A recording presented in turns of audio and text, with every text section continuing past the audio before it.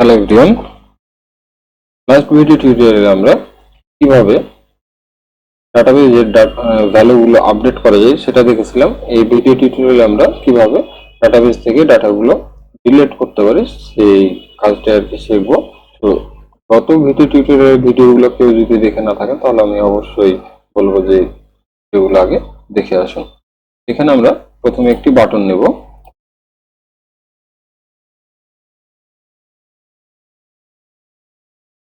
Button name দিব delete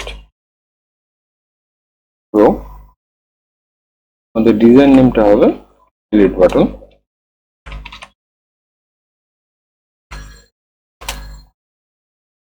এখানে আমরা ডাবল ক্লিক দিলে আমাদের কোডে চলে যাবে।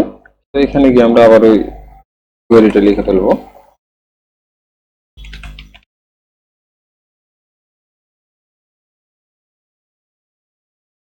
Delete from student where student ID equals to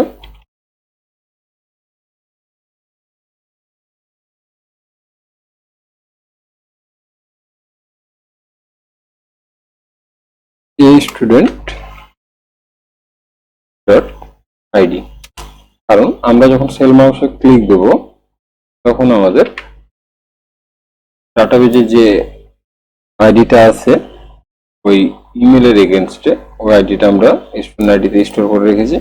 তো এখন আমরা স্টুডেন্ট আইডিটা পেয়ে গেলাম। ও স্টুডেন্ট আইডি যেহেতু আমাদের আর কি প্রাইমারি কি, ওই স্টুডেন্ট আইডির এগেনস্টে আমরা আমাদের ডাটাগুলো ডিলিট করব। তো সেম কোয়েরি এগেন আমরা যেভাবে ইনসার্ট করেছিলাম ডাটা, ওটা চাইলে কপি পেস্ট আমরা করে দেবো এখনই আর কি।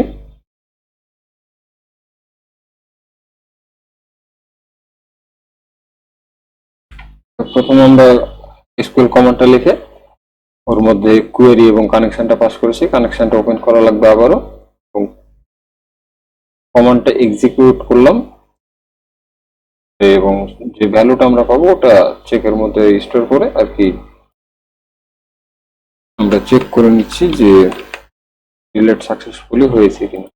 এখানে ডিলিট রেজাল্ট লিখি, দেন আমাদের কানেকশনটা ক্লোজ করে আমরা নেম টেক্সট বক্সগুলো খালি করে দিচ্ছি এবং ডিসপ্লে বাটনটা আবারও ক্লিক হবে। এখন যদি আমরা রান দিই আমাদের প্রোগ্রামটি,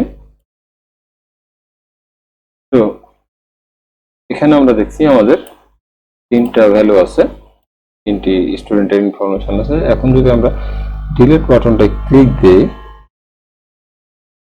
তাহলে আমাদের রেজাল্ট আসছে ডিলিট সাকসেসফুলি। ওকে বাটনে ক্লিক দিলে দেখা করে আমাদের ডাটাবেস থেকে ভ্যালুগুলো আর কি ডিলিট হয়ে যাবে। তো দেখছেন আমাদের এখন আর দুইটা ভ্যালু আছে, টবের জাব্বার।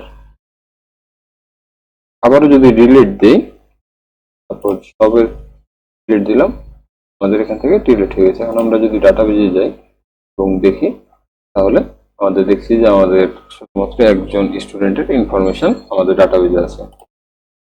তো এভাবে আর কি ইনসার্ট, আপডেট, ডিলিট এবং ডিসপ্লে নিয়ে কাজ করতে পারি। তো ধন্যবাদ ভিডিও টিউটোরিয়ালগুলো দেখার জন্য। যদি আমার ভিডিও টিউটোরিয়ালগুলো ভালো লেগে থাকে তাহলে অবশ্যই চ্যানেলটিতে সাবস্ক্রাইব করবেন এবং পরবর্তী ভিডিওর জন্য আমন্ত্রণ রইল।